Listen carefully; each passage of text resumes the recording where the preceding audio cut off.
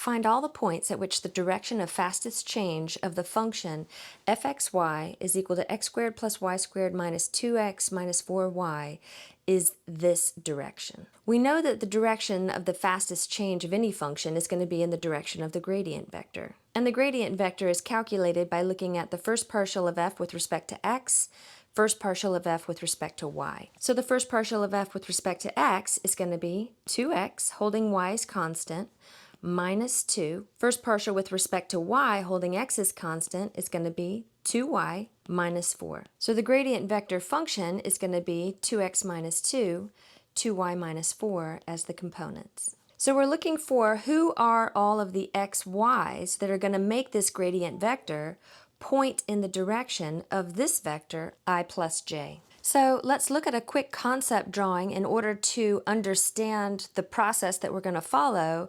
The vector I plus j is the same thing as one in the direction of x, one in the direction of y, and it's a two-dimensional vector in the floor. So here's our I plus j vector. If our gradient vector is going to be in the same direction as this I plus j vector, then it's also some two-dimensional vector in the floor. It may be a different length.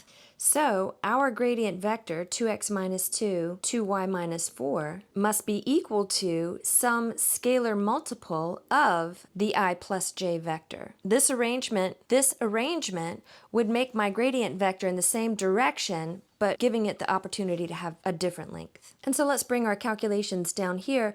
We'll say the x component of our gradient vector needs to be a scalar multiple of 1.